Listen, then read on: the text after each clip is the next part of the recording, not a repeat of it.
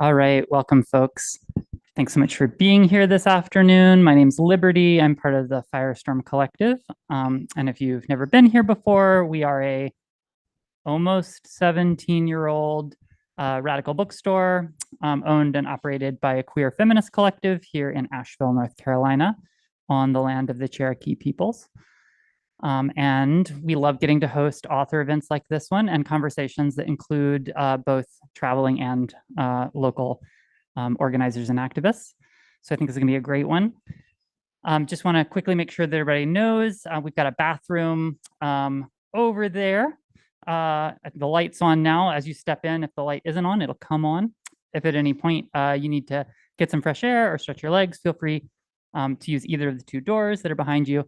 And if you need anything throughout the course of being here, definitely check in with me or someone else over by the register, and we'll be happy to give you a hand.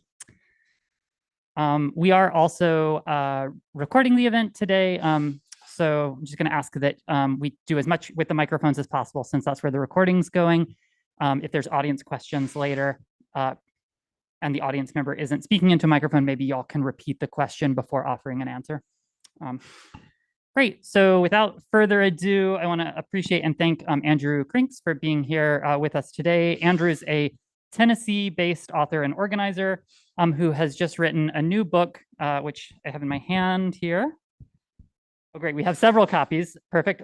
White Property, Black Trespass, Racial Capitalism, and the Religious Function of Mass Criminalization. An evergreen topic here in the good old US of A.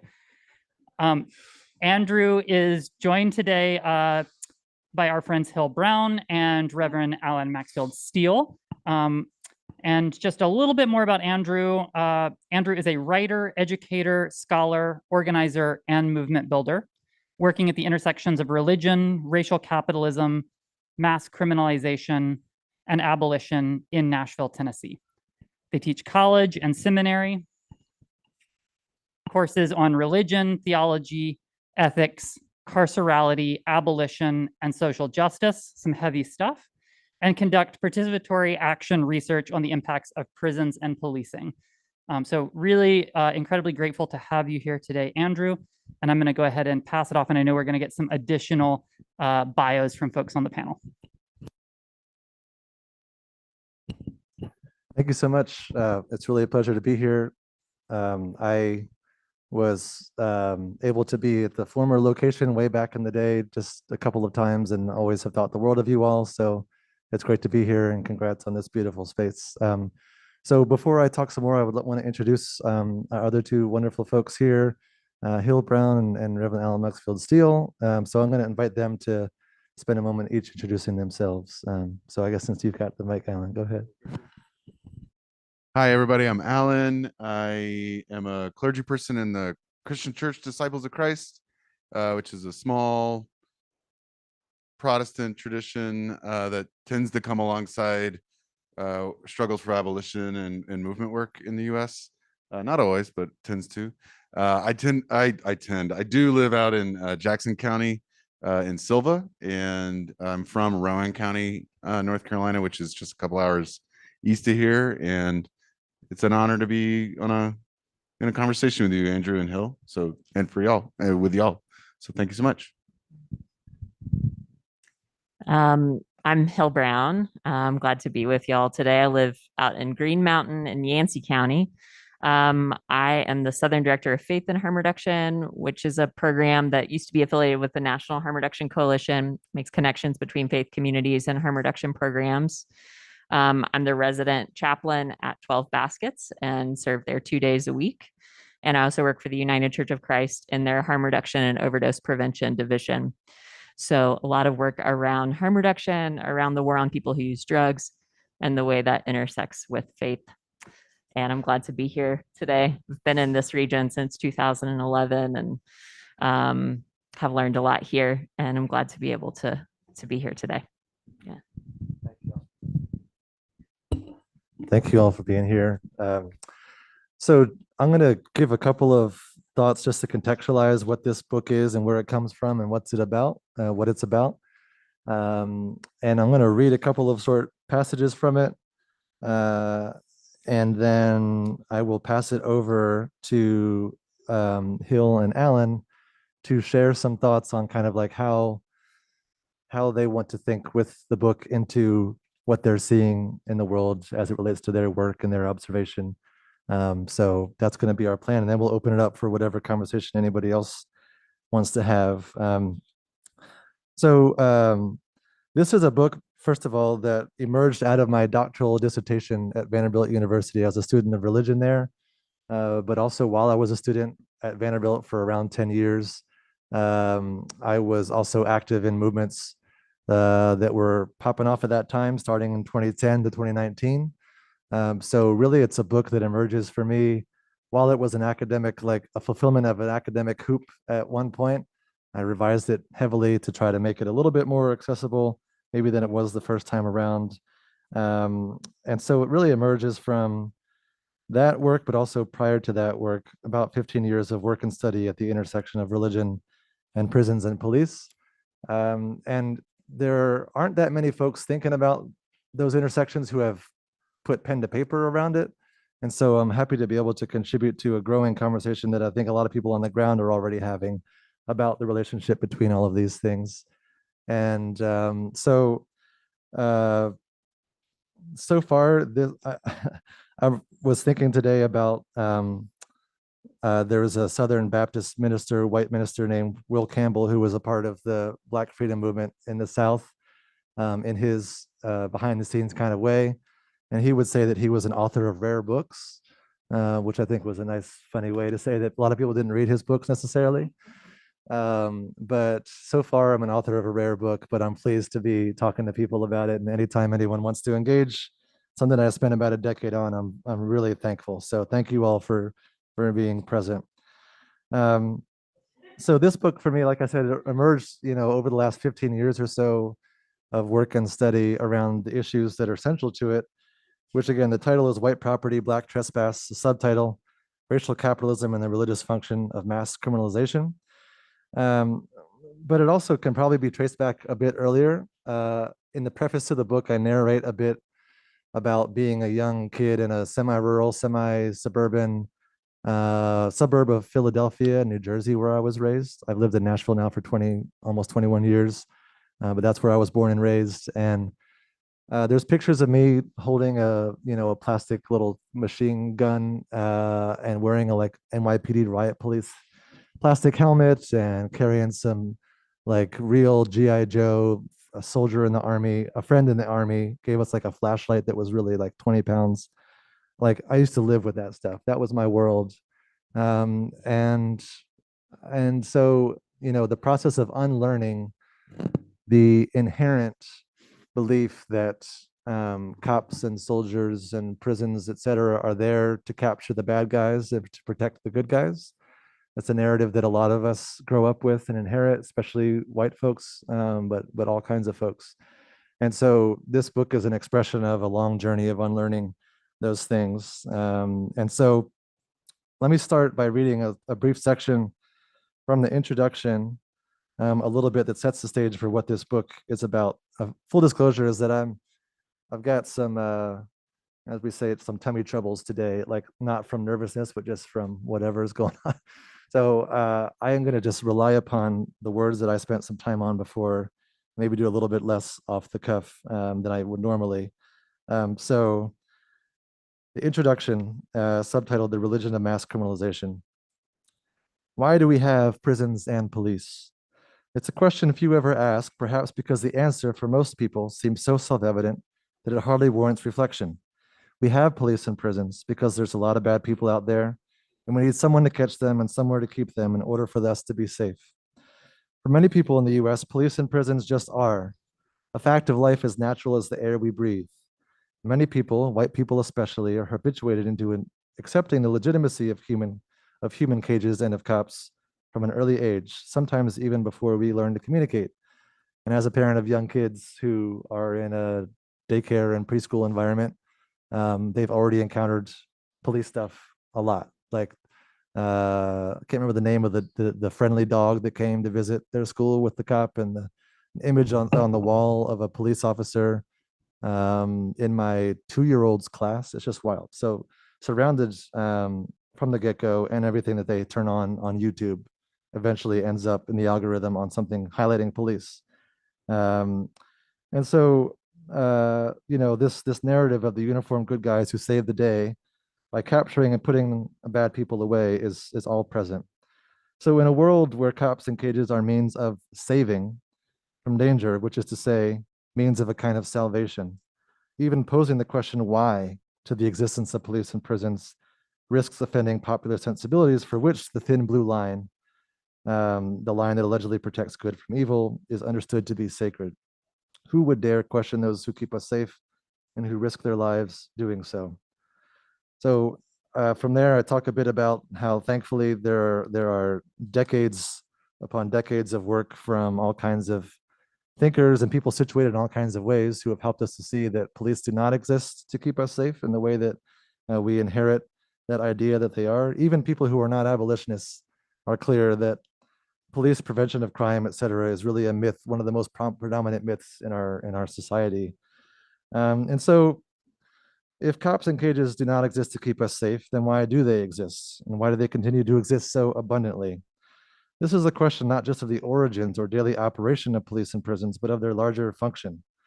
In other words, not a question not just of what and who police and prisons are against, but what and who they are for. What do they create and preserve? Whom do they empower and save? Why do they exist? The question, of course, who do you serve and who do you protect, a long-standing question shouted in the streets, is one of the most clarifying. And so from my own study, inside and outside of the walls of academic institutions, I've come to understand that modern police and prisons emerged over the course of the 18th and 19th centuries, primarily as means of producing and maintaining colonial, racial, capitalist order by controlling Black, Indigenous, and other dispossessed peoples, whom the state and ruling classes define as sources of intolerable social disorder. So that's a kind of lengthy way of saying that they exist. Who do they serve and protect? They serve and protect ruling classes and property, and that the opponents, the enemies of order and property, are always read in terms of disorder. So it's why when I talk to groups who are newer to these concepts, I often like to start by talking about the fact that, we think about police in terms of, like, the public rhetoric is public safety institutions, or even law. But really the term that is the earliest in the literature around what police are for is order. Before safety, before law, before anything else, police are about order and maintaining it. And that order, of course, is always very much a hierarchical order, according to race and class and gender and all sorts of other things. So to read one more brief section from the intro, I want to kind of pivot to what this book tries to do that's different than maybe what other accounts of what police and prisons are for have done. And that brings in the ingredient of the question of religion in making sense of what these institutions are actually about. So this book takes a different approach, arguing that mass criminalization is best understood in itself as a religious phenomenon. Mass criminalization is religious not only in the sense that European Christian theological ideas and practices played a crucial role in the formation of modern carceral systems in Western Europe and the US, which they did, but at a more fundamental level, mass criminalization is religious because it is a manifestation of the godlike power to create, redeem, and sustain a racial, capitalist, and settler colonial social order that is, for those who benefit from it, sacred. Racial, capitalist, settler colonial order is functionally sacred not because it manifests real divine presence, it does not, but because it's a means by which its white property managers and beneficiaries get to be as powerful as gods over both people and planet. So saving sacred order from the mortal threat embodied by those who refuse proper subjection to the gods of whiteness and property, criminalization makes heaven for a few by exiling many to carceral hell. In so doing, the ordained violence of police power elicits mass devotion from the managers of order, and even from many of its exploited subjects who put their faith in the pseudo-divine power of cops in cages to make safe, which is to say, to save, in the midst of the existentially threatening disorder that racial capitalism itself creates. So there's this dynamic that a lot of people have identified, that capitalism creates crisis and it responds to that crisis with police. And there's a cyclical nature of the violence of creating dispossession and criminalizing dispossession and in ad infinitum and on and on. And part of this logic involves a sense of that cops in cages make life possible for a lot of people by sacrificing others. So the fact that death in exchange for life is taken as a given, that it's natural and perhaps even divinely derived for some people, means that our critical interventions, when we think about what these institutions are for and how to dismantle them, they must explore the existential, mythological, and religious functions that these institutions fulfill for so many people and for the social order itself. So that's really the purpose of the book, is to say that if we want to build a world beyond these institutions, and I do, and I assume all of us here do, then we need to do more than just just a materialist assessment of the material conditions, which those who do material assessment of material conditions heavily inform my book. So it's not that I think that that's a problematic approach. It's just that the larger function that they fulfill in the hearts and minds and institutions in more implicit ways really bring us back to the religious roots of these institutions in ways that, if we don't reckon with that and don't reckon with what they're fulfilling for people when they cling to them as sources of safety, even people who may be situated to be converted away from believing that they keep us safe, we got to go there in order to make something new possible. So that's really the primary premise of why I wrote the book. And so just a few more words about the kind of the religion of mass criminalization and how it's related to issues of race and property. So the first two mostly chapters of the book deal with this idea that the phenomenon of whiteness, which originates in its like articulated form, meaning like whiteness as opposed to Europeanness, that emerges in the early 1700s or late 1600s, and that it emerges at the same time as the birth of property in its most absolutely exclusive form for the first time in history, in the same places and in the same moments and same contexts. And that's no accident that whiteness and property are tethered together from the beginning, but they're also tethered together with God concepts. Before people of European descent in early colonial Virginia were called white, they were called Christian. So Christian was a designator for European people, just period. And so there are all these indicators that whiteness is really a religious phenomenon, which today we can think a lot about how that remains to be the case. And property, likewise, you have one of my favorite quotes that serves as a refrain in the book, and a title of the second chapter comes from W.E.B. Du Bois, who said in his book, or in his essay, The Souls of White Folk. Of course, he wrote the book Souls of Black Folk, and a decade or two later wrote this essay, The Souls of White Folk, a really beautiful and moving and jarring essay that I highly recommend. But in it, he kind of riffs on what is whiteness exactly, that it's so valuable in this world. Why do even well-meaning white folks tell me that they pray for me to one day be reborn white? Like it's a really stunning passage. And he says, some way, somehow, I come to understand, and the quote is, that whiteness is ownership of the earth forever and ever, amen. That's the direct quote from Du Bois. So a pop quiz, does anyone know where the forever and ever, amen comes from? The reference to?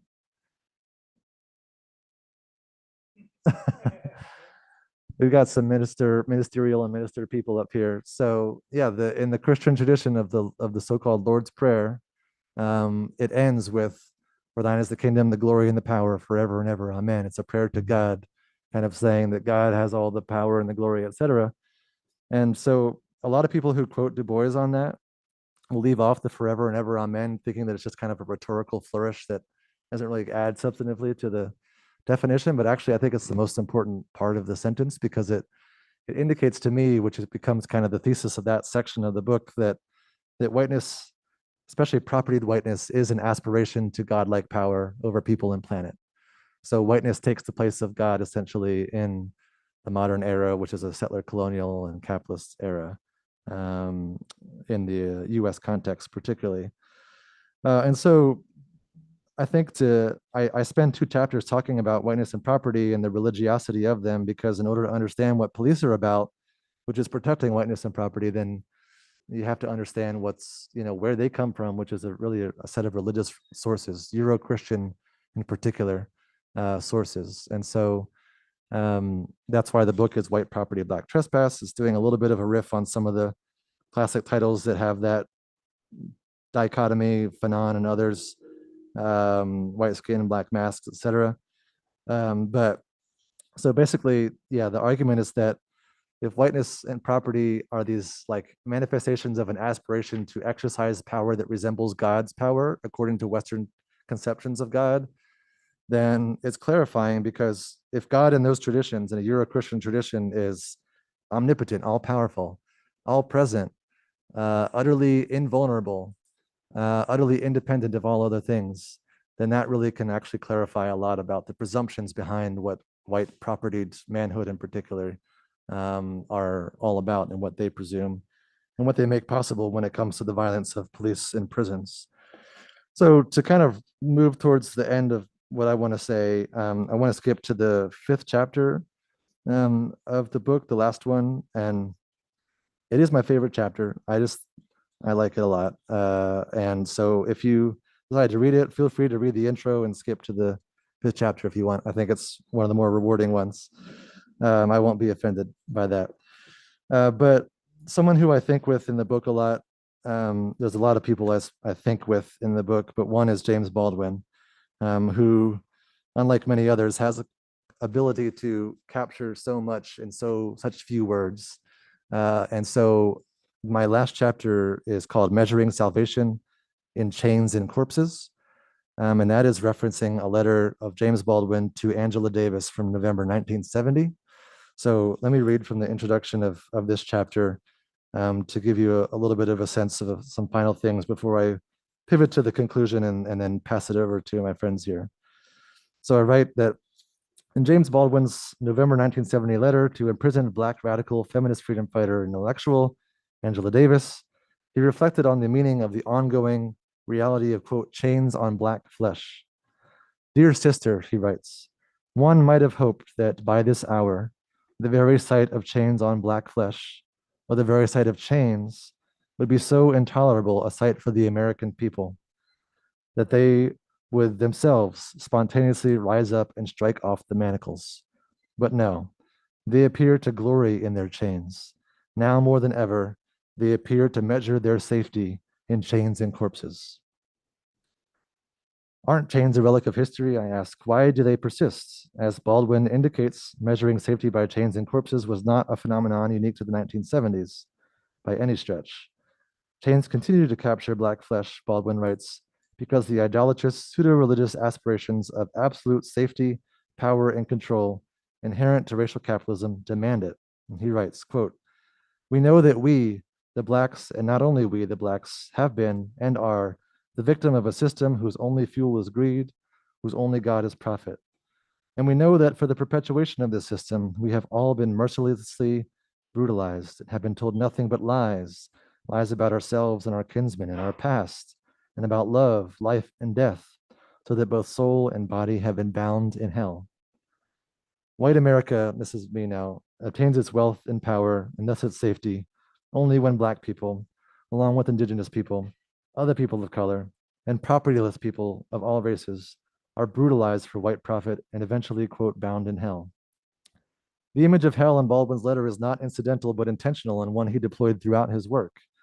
To be Black in America, to be Black in any white supremacist society, Baldwin later wrote in a letter to Desmond Tutu, is to have visited hell and to know an inherent kinship and solidarity with others so dispossessed and held captive. White people, on the other hand, he writes, live by the illusion that, quote, hell is a place for others, a place and system that they control. So for white propertied folks to live in their own exclusive heaven, Black folks and many others besides must be damned to living and dying hell. The aspiration to render oneself infinitely secure by controlling the destiny of people and planet may be based in an illusion, but its effects are all too real. And so the book wraps up by essentially really honing in on this sacrificial element that's inherent in these systems that really, when you whittle it down to its most essential core, when we consent to the idea that police and prisons are measures for keeping us safe, then we're consenting to the idea, essentially, that our well-being requires the suffering of others, and that there's something salvific about that, in fact. So much so that when anyone proposes that this be changed substantially, they cling even more intensely to it. Hence the backlash, however you want to describe it, of 2021 to now, after 2020. And so that's a bit about the analysis of the religion of criminalization in the book. But so this book is largely a diagnosis or an attempt to understand a problem, but the conclusion is a brief exploration of how things could be another way.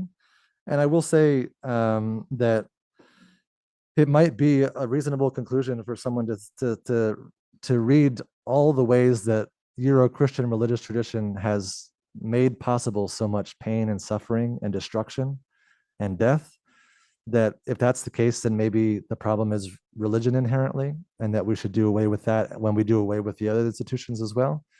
But what I argue in the conclusion is that that's not necessarily the case, and that religious belief and spirituality of many kinds have always been present as part of movements for liberation, and that they arguably will continue to be. And so I'll read a bit from this conclusion before I pass it on. So the intro to the book is subtitled The Religion of Criminalization, and the conclusion is subtitled The Religion of Abolition. So if the story ended with chains and corpses, referencing Baldwin, then despair, like death, would be inevitable. But the story does not end there, nor does it begin there. As Minneapolis-based Anishinaabe organizer Ariana Nason put it during the George Floyd Rebellion, I just realized I'm wearing this shirt. I'm sorry for a little too on the nose. There was a time before police, and there will be a time after, which is also to say there was a time before racial capitalism and settler colonialism, and there will be a time after. What is now, in other words, is not all it has been or will be. As the Zapatistas of Chiapas and a whole generation of radical social movements have put it, another world is possible. The proclamation that another world is possible is, in some sense, a proclamation of faith. Faith not necessarily in the sense of doctrinal belief, but in the sense of the embodied conviction that there is life beyond the present order of exploitation, dispossession, and death. The order of chains and corpses is so deeply entrenched, so seemingly all-pervasive, that a world freed from it seems almost otherworldly, or maybe anotherworldly. Anotherworldly faith orients towards that which is present in part, but not yet in full. It leaps with others toward that beyond in our midst. More than mere intellectual assent, faith in the realizability of another world is faith that works with others to bring that world into being.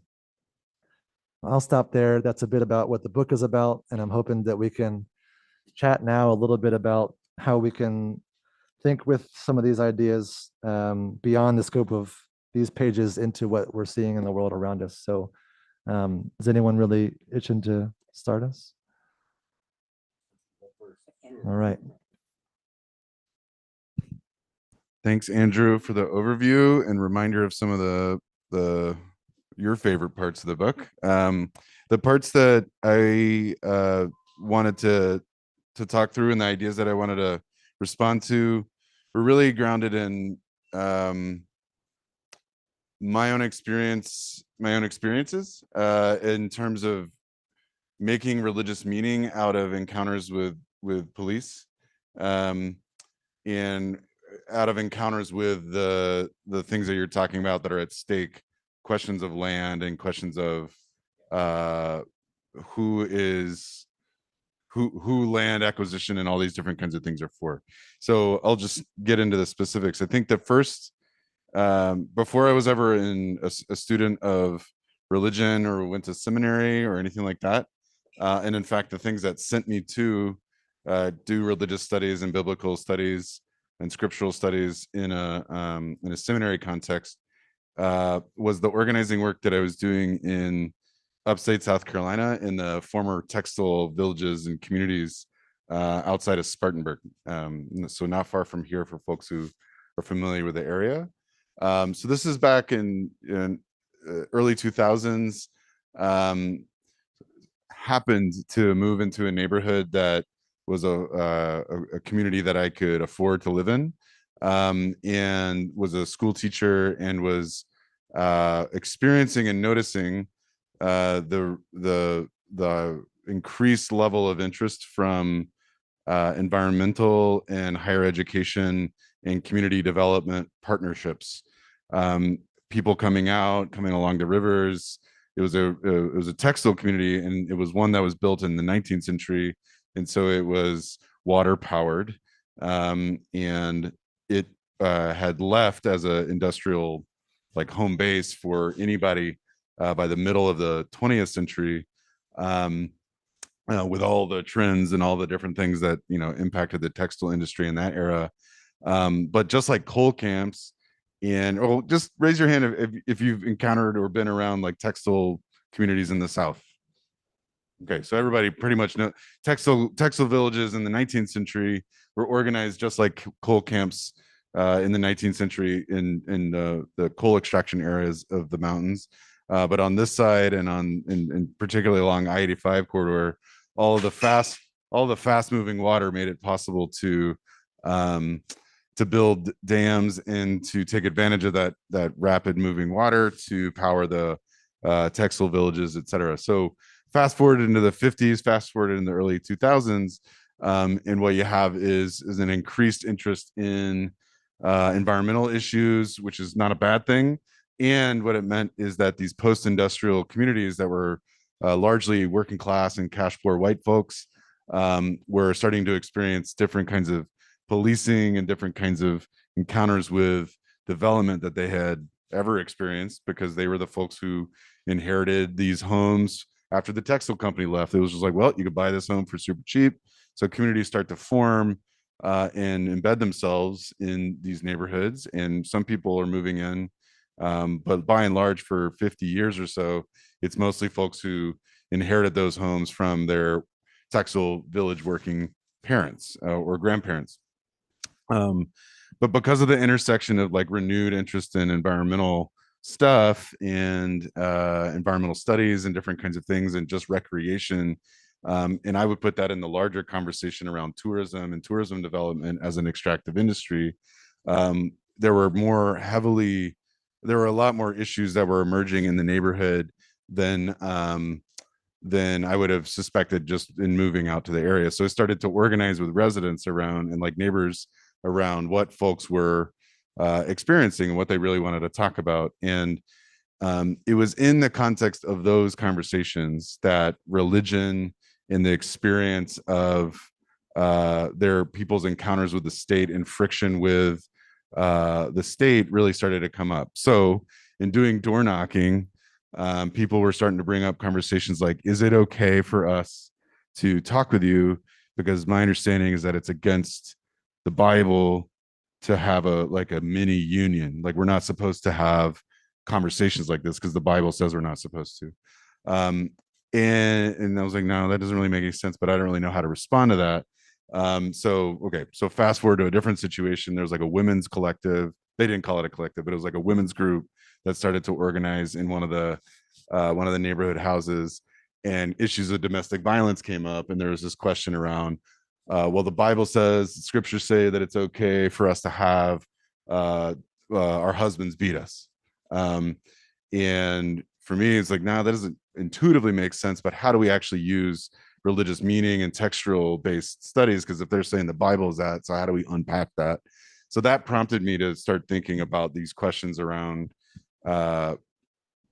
criminalization, violence, organizing, religion, spirituality, less from like a personal motivation piece and more from if people are making meaning out of the things that they've inherited from their people, and they still want to find ways to resist the things that we're experiencing in this community around gentrification or whatever it is, we have to break through some of these conversations around religion, religiosity, and how that plays out.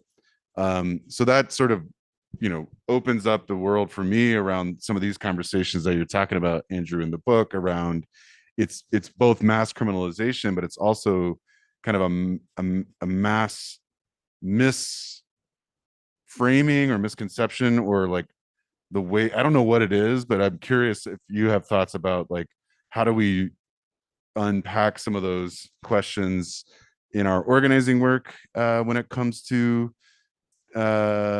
engaging people who are on one hand experiencing just state violence or commercial development violence or structural violence in a lot of different forms around land and things like gentrification, and but then justifying some of the, or like trying to lean on some of the language of religion as a way of uh uh not self-justifying their own oppression or whatever, but not knowing how to break through it, not having the words and the tools. And so from a movement organizer perspective, what are we to do with that, so that was one of the first questions I had for you. Is, can you answer that for me?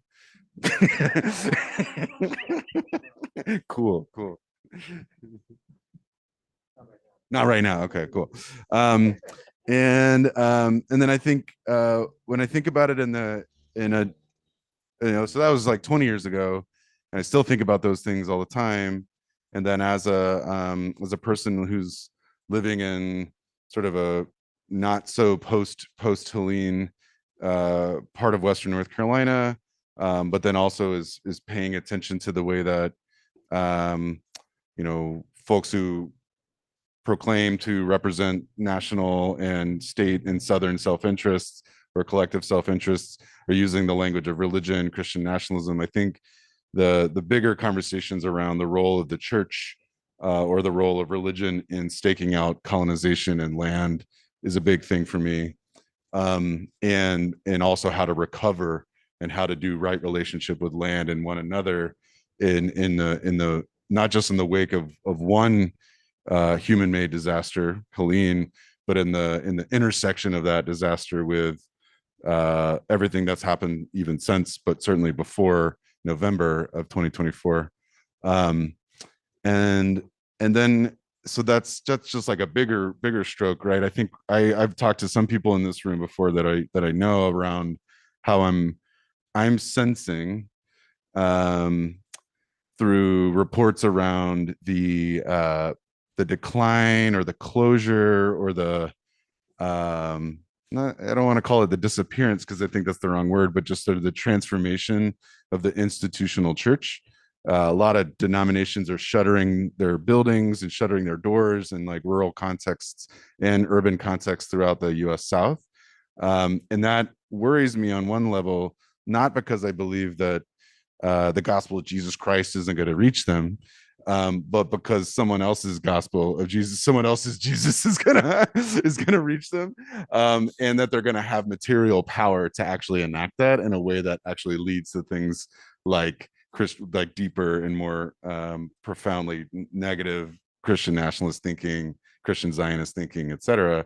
So, what is the left or progressive or radical religious thought to do with this question of these folks own a lot of land? These folks own and can move with a lot of power, decisions around land and power. And then if we don't, and by we, I mean the big like progressive, religious left, non-religious left, whatever we want to call it, if we don't have a strategy around that, I think we're up some bad creeks. But then there's also this question of how do we do that in a way that doesn't reify the problems that you name in the text, right? Like I don't want to put on the suit of trying to enforce monitoring of right-wing activity in the way that replicates state violence or state stuff, right? And then the last thing I'll say is just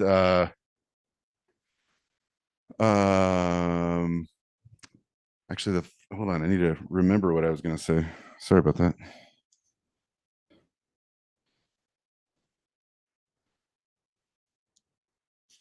Dun, dun, dun, dun.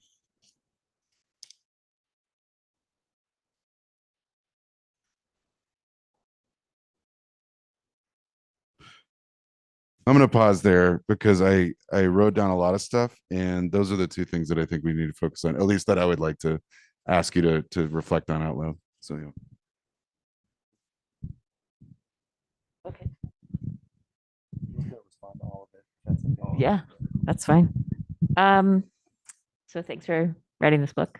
Really appreciate it. What I have read of it, I really have enjoyed. And I think that my role is multifold. For many years, I ran a syringe access program. No one who frequented that exchange knew that I had a history in ministry. But it informed the way I thought about the war on people who use drugs and the way I provided that service. And I think that one of the things that jumped out first to me was on page 127, which is in the chapter called The Mortal God of Police Power, where you're quoting Augustine and Calvin. And you say that Augustine posits that punishment is a form of mercy and that the punishment might even be sacred because a sin has been committed against God. And that Calvin emphasizes punishment as the primary means of addressing human pollution and guilt. And I think about this concept of like purity and pollution a lot because it's the way we talk about people who use drugs. And the majority of our language and our culture is derived from misunderstandings about sort of Christian ideas about purity. People will say it's like a Christian purity code. I reject that notion. Jesus says that what we consume does not defile us. So I sort of refuse the idea that people who use drugs are in any way like altered by their experience of using drugs and in terms of what is moral. But the thing I have to return to the most when I'm talking to churches is when we don't use drugs, we say that a person is clean. And so what that means by default is that a person who uses drugs is a dirty person and is defiled. And I think that you really called this out well in many chapters of talking about how the process of punishing people is about purifying them. And we are obsessed with purity and what purity means. And if Calvin and Augustine are talking about purity and about punishment being mercy, like, did we take the crucifixion seriously at all? Like, did it mean anything, you know? So I think that is an issue that I return to a lot, purity. And you have a piece in page 7 where you say that safety is not simply the mere absence of people who have inflicted harm. And you go on to talk about creating spaces where folks can actually be accountable. But many of the folks that I work with, you know, when I look at their citations or I go to visit them in jail, their only offenses are drug possession. And we are very concerned about protecting property from people who use drugs, because we sort of say if you use substances, then you're going to damage property or you're going to steal so that you can continue to use substances. But oftentimes those are not the charges. The charges are simple possession or paraphernalia possession. And so that's not a harm to other people. So those are folks that when we talk about accountability, I'm like, oh, accountability for what? Like, you harmed no one, except maybe if your use to you feels chaotic or feels harmful, then maybe yourself. But we are not harmed by your substance use, you know? So what do we do with folks who are using drugs? And those are many of the people in our prison system. And they're not actually harming a bunch of people. Which is not to say that people who use drugs never harm anybody. We all engage in acts of harm and we hurt one another, and it's kind of a human thing. But substance use is not the thing that is like necessarily causing that harm. So, and then I think just like the last thought, and this is very not specific to my work necessarily, but you name the Euro Christianity is a primary source of the problems against which we struggle. And you kind of address this when you were reading the conclusion, but you go on to say that the fact that a particular manifestation of religion lies at the root of mass criminalization does not necessarily mean that building a world without criminalization demands a resolute atheism. And to me, that's very hopeful. I think in a lot of my work, people have been like, well, why do you need a Christian lens? Like, can't you just drop that? You could approach this in many other ways. But in some ways, I feel like the religion that I was born into and that my ancestors were a part of, my ancestors have been Baptists for a long, long time. Some of them anyway. You know, this religion has done so much of this damage. And isn't it my role as a descendant of these folks to contend with it? Like, am I not best positioned to do this work because of sort of this heritage, you know? And I think right now I hear a lot of people being like, oh, so much about religion is doing so much damage. How can we distance ourselves when we're watching Christofascism, you know, destroy all kind of whatever, when we're watching Zionism sort of explode and, you know, we're watching a genocide. What do we do? Don't we just distance ourselves? And I just feel like it's so simplistic. It's more complicated. And sticking with it is painful. And also maybe it's just our work, you know?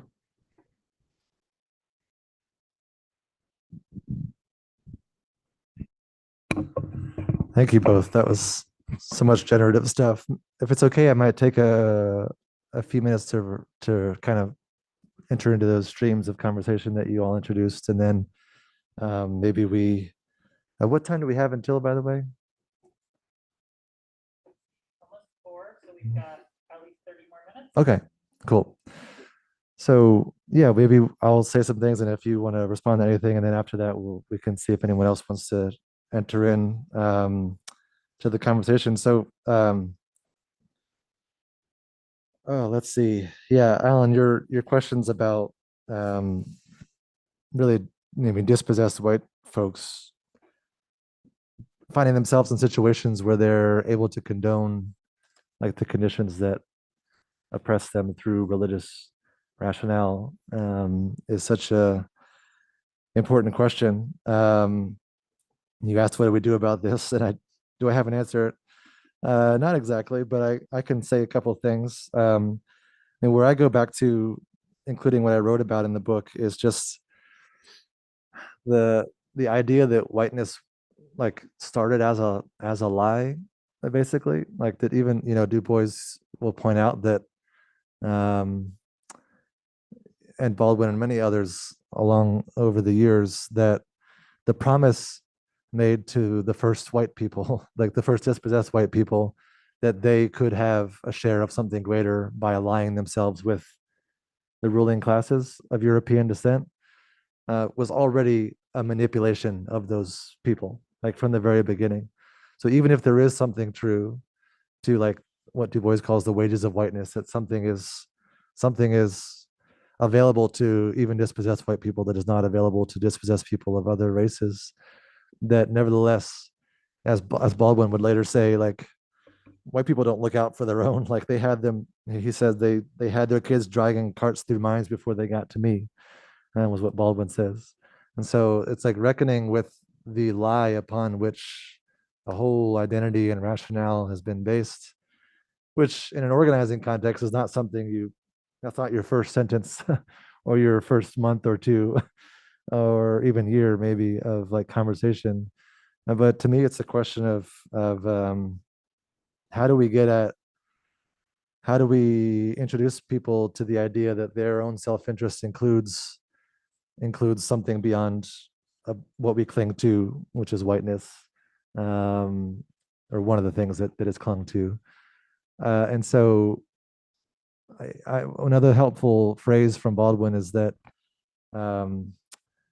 that the lie that is whiteness is genocidal in nature, like inherently, because it, like the first, like even rhetorically, the first definition, like efforts of defining what whiteness was required an oppositional thing against which to cast itself as superior. And so like it requires some demeaned, dehumanized other in order for itself to even be intelligible.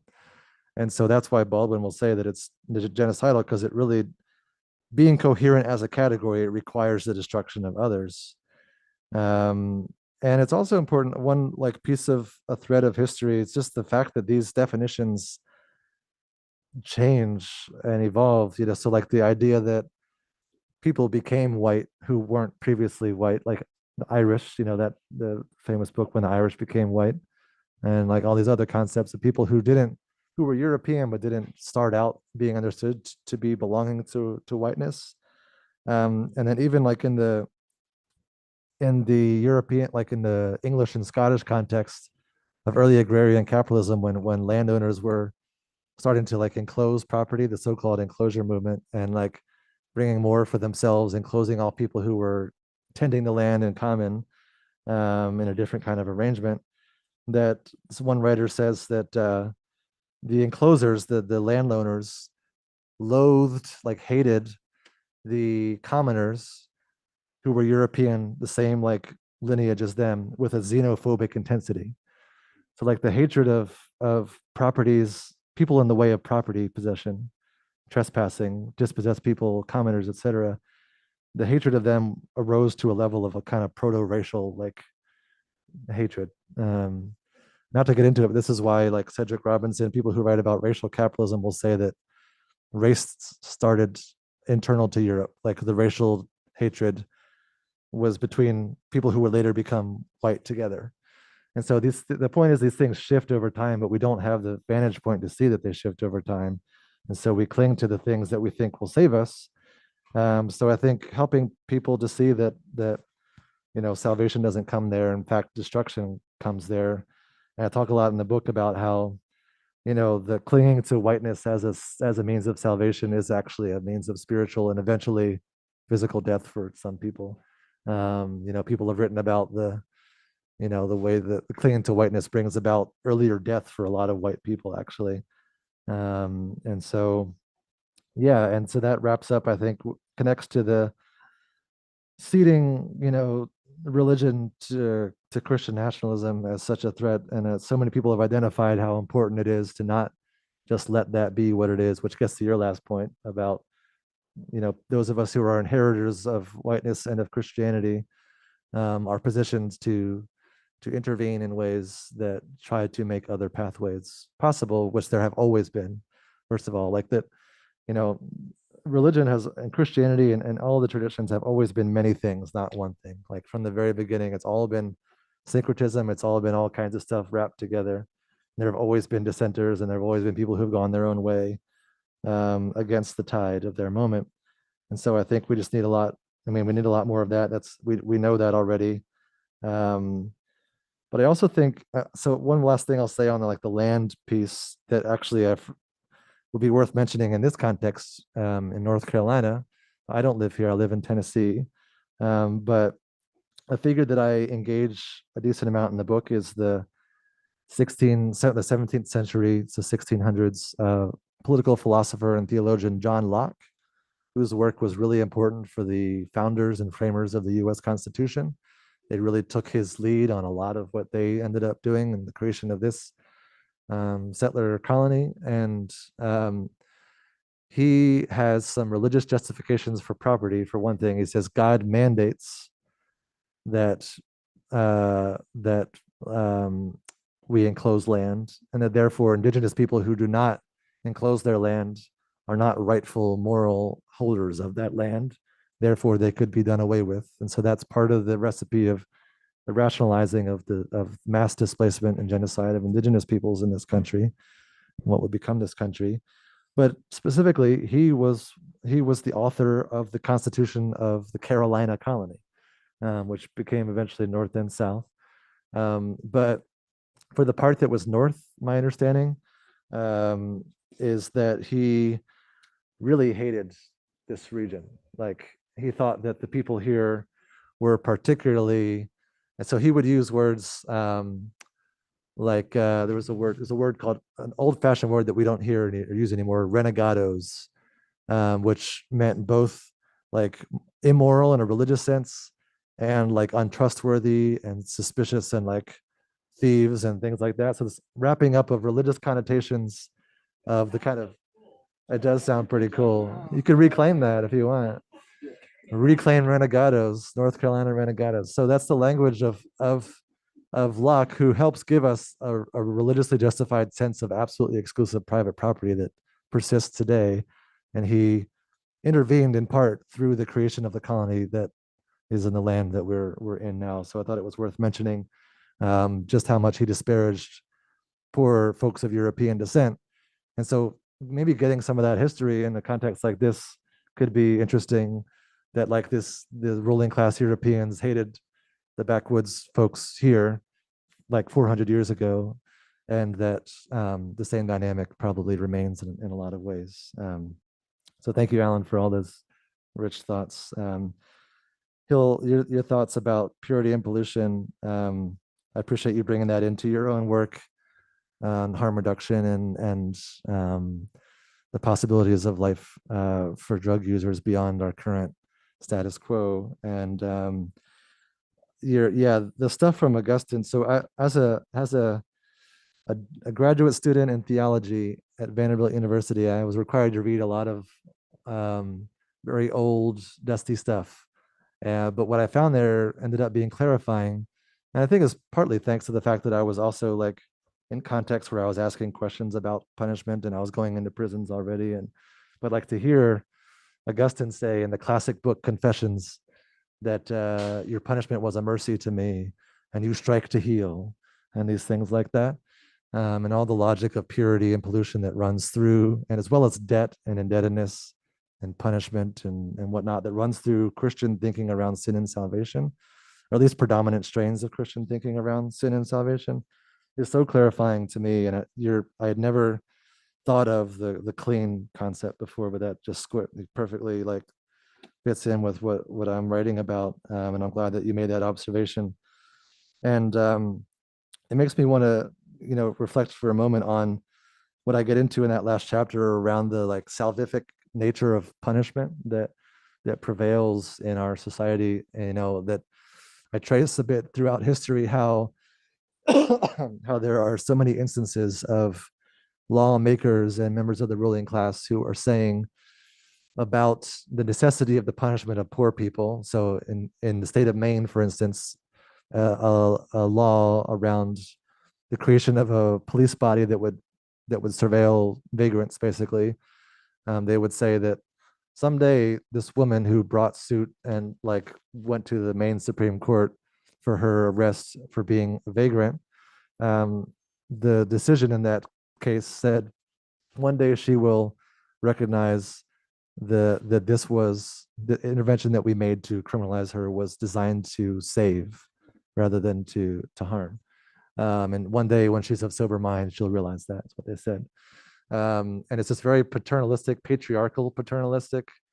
And by the way, patriarchy is a key cornerstone of what the concept of police power is from a very long time ago.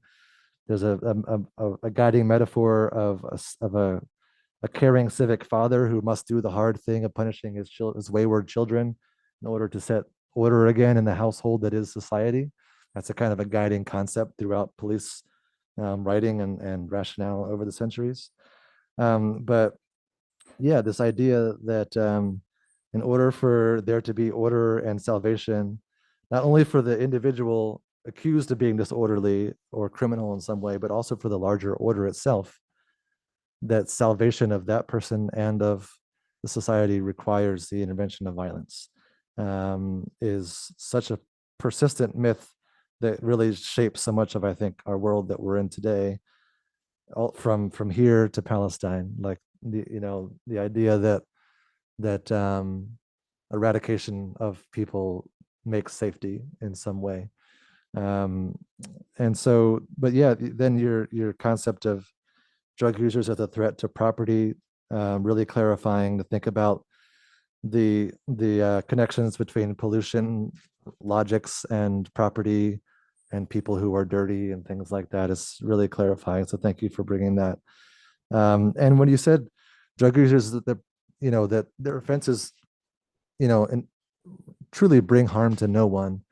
That is 100% true. And yet what I think is what I have found to be the case is that property is seen to be an extension of the personhood of the person who possesses it, such that I narrate in the preface of my book in a conversation with a cop in Nashville, a top cop at the time, who I was telling him about unhoused folks that I had been interviewing and working with about their experience of getting criminalized in Nashville. One guy who was under the overhang of an unused property downtown during a rainstorm to stay dry, went to jail for criminal trespassing. And I basically was trying to press the cop, like, what exactly was he harming there in his bodily presence on a piece of property that nobody was even at? And he said, whoa, like he tried to stop me in my tracks, and he offered a police line that turns out is one that is central to them, which is there is no crime without a victim. So he said, when that man was on that property after dark in a rainstorm, he turned the owner of that property into a victim of crime. He wasn't even there. Who knows who it even was? But like, there's something about the property and personhood that's so wrapped up together that makes it possible for a drug user who the conception that they're prone to theft, of property. I think that in that rationale, it's in part because property is an extension of the personhood of the people who possess it. And it's totally bogus and part of what we have to dismantle, but I think it's, part of what is going on there. But your question about what's accountability for folks who haven't done harm to people is clarifying. And it's one of those questions that, if taken seriously and to its conclusion, would be inherently disruptive of the whole frame under which we work now. So thank you for that question. Like, it's super clarifying for me. And so to kind of wrap up on the question of why religion could remain in the work of making a world beyond these things. So the way that I characterize religion in the book is that religion is a means by which people try to either transcend or transform or make ultimate meaning of the conditions of mortal finitude. I'll say it again. It's the means by which peoples try to transcend, transform, or make meaning of the conditions of being a person who will die, the mortal finitude, and who has limits. And so in that version of understanding what religion is, that is close already to a lot of other things like politics in a broad sense, not in a partisan sense, but like the work of arranging communities for good and for provision for all and things like that. That politics and philosophy and culture are also other means by which people try to make sense of and transform the conditions in which we live. And so if that's what religion is about, then it's kind of always just going to be there in some sense, if that makes sense. Like, it's almost a negative way to put it, but like, it's just, there's something about being a human who knows we will die and who has limits on our capacities to do what we want, that it's the fear of that drives so much violence, but it's the embrace of that with creativity that can lead to religions and spiritualities of liberation, I think. And so to me, there's always going to be people, as long as there's people, they're going to be wrestling with the questions of how do we make meaning and transform and transcend and all this stuff. And so I think rather than just try to say, let's get rid of religion as the means to abolition in some way, first doesn't recognize that the people that we have to bring to our side aren't going to go for that. And if it demands that everyone be a part of it, then we have to make room for people who are going to need a new meaning making frame that might be a religious frame in some way. And I talk about in the conclusion that I actually think Christianity, as well as a lot of other traditions, very much have the resources within them to help us imagine some of these things when rendered in different ways, which again, people have always been doing from the beginning of these traditions. And so, yeah, that's what I'll say about that. But any last thing that you all wanted to respond with before we? No. Okay. Thank you. So I guess we have a few minutes. So if anybody has anything that they want to bring into the conversation, we're happy to do that.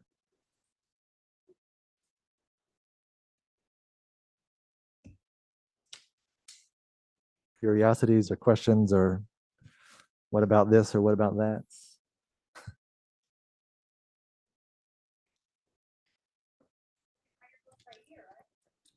And buy my book right here. Thank you, Firestorm. Oh, I do have, Allyn, could you grab one of those posters? Writing a book in an academic publisher and like all this stuff. I didn't get to, I have creativity in my soul that I don't always get to get out in the context, in the form of something like this. So I made this poster that depicts a kind of a fracturing of well, you can figure out what that is. And it's a quote that kind of combines a couple parts from the conclusion and introduction. It's basically the core message that I was sharing earlier, which is that if it's true that these things fulfill a religious function on which a sense of reality depends for most people, then abolition also has to go there too, like a sense of what's ultimate and making it irresistible in that level. And so if you want, those are $15 over there, and you there. Yes. I've got a question about narrative. I've been thinking a lot recently about narrative, and I think in the context of your work, I think we could say that like the dominant Christian narrative is one that's carceral and punitive and white supremacist. But we know that there are counter narratives to that. But I guess my question is, what do current efforts to promote a Christian counter narrative look like, and what would it take for those narratives to supplant the current dominant narrative? And it's a really big question. But yeah. So to repeat the question for streamers and whatnot, that narrative is central, and that there are predominant narratives and there are counter narratives, and what would it take within Christianity in particular for the counter narratives to the carceral narrative? What would it take for them to supplant the carceral narrative and the dominant white supremacist narrative? Thank you for that. I might like to hear from the others too, but I will just say briefly that there's I don't know. I mean, one starting point is that some of the leading figures who took apart the institution of chattel slavery were doing so by reference to their meaning-making sacred texts and tradition. I think one of the lines that gives me chills is from Nat Turner, who led the famous rebellion. I forget the year, but said that the time has now come that the first should be last and the last should be first, which is referencing scripture. But to say the time has now come, it's just like chilling in its power. But as so many others, from Harriet Tubman to Denmark Vesey and so many others. And so there's a long lineage that we can call upon. But then also in the present, there are lots of folks, including these folks here and many others, who are engaged in this work with an inheritance of the Christian tradition that leans into the centrality of liberation within that tradition. You could go to the according to the New Testament, the first sermon of Jesus of Nazareth, which is he reads from, according to the passage, he reads from the book of Isaiah, from the Hebrew Bible, and included in that is talk about liberation to the captives. And a lot of people spiritualize that to think that the captives are those captive to sin. That's what I always heard, and that Jesus brings liberation to those who are held captive to sin in their hearts. But the truth is that in that context of the ancient Roman Empire, the captivity was all over the place, mainly through people becoming indebted to others, And so people hearing that would have heard a more tangible kind of liberation as well, that maybe was tied up with a sense of spiritual liberation. And so I think there are lots of resources and lots of people who are thinking in these terms right now, and who are doing so in their own little pockets. I mean, I'm trying to learn. I've been interviewing or like trying to meet people who are, my current project is more around trying to learn from people who are doing abolitionist organizing in some version of a religious key. So I've talked to some folks out of Atlanta, part of the Stop Cap City movement, who have been in part of that work in and through their sense of faith and possibility, and spiritual possibility and political possibility. And so I think there's a lot more to learn, and I'm trying to learn actively too. But yeah, maybe I'll stop there and see if y'all have anything in response to that question.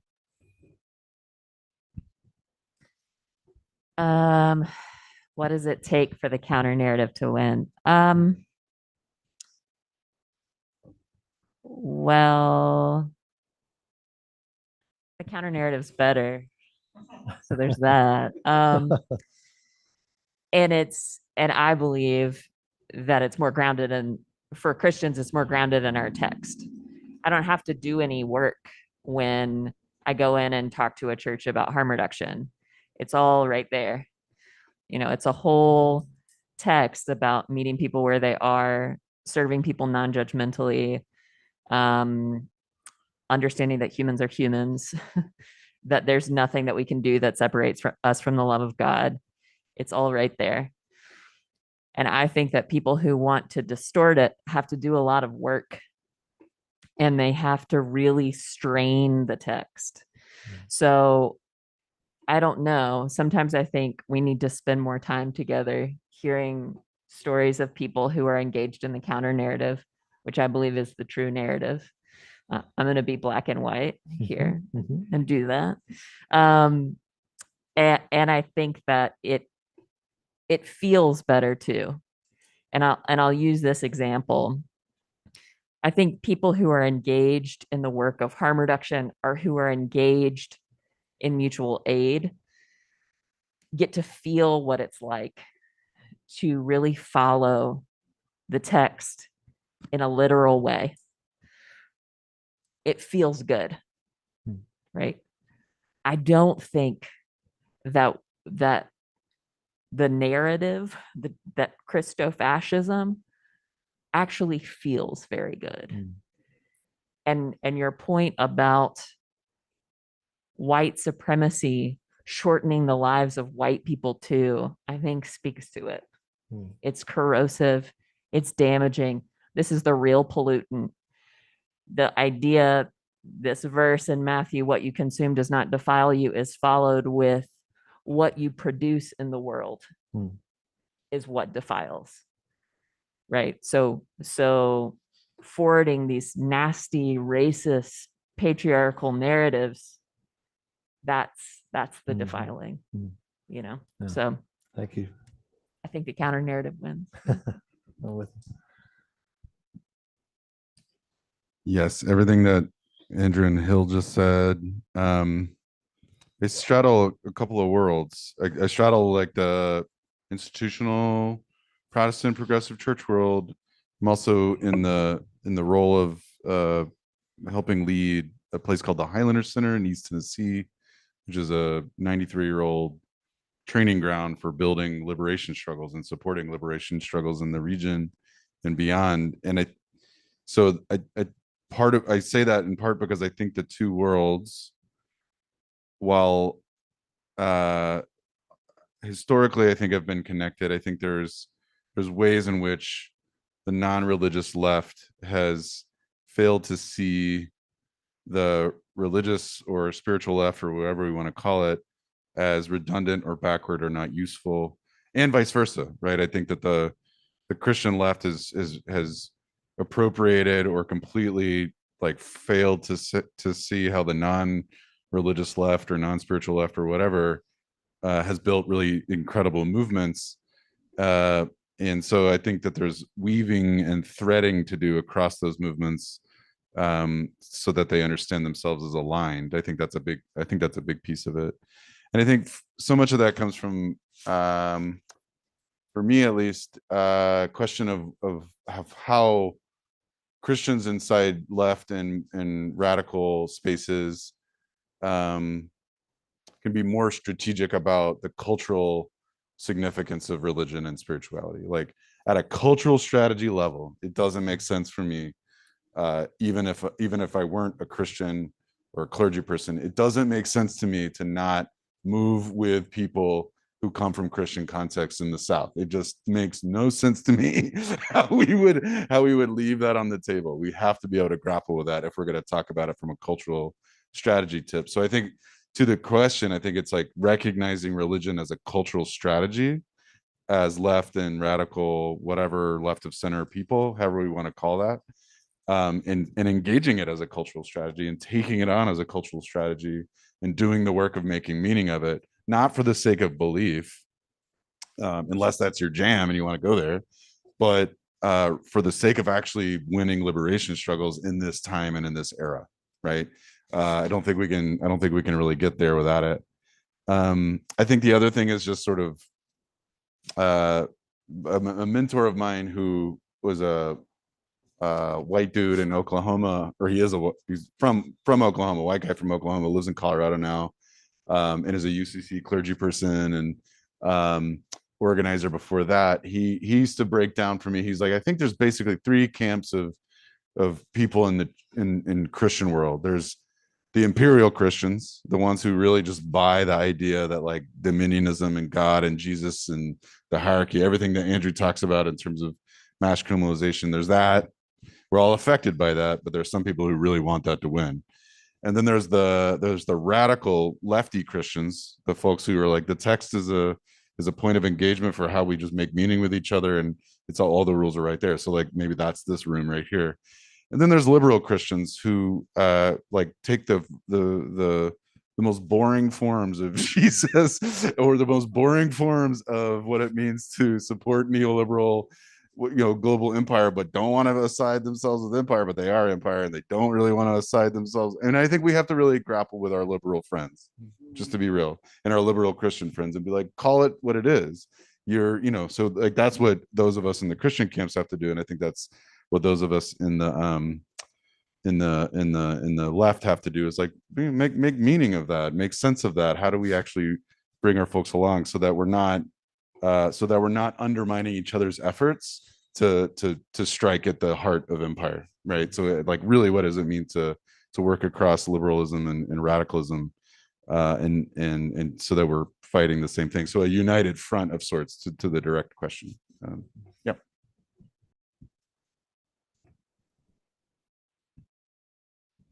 Any other last words or questions, comments?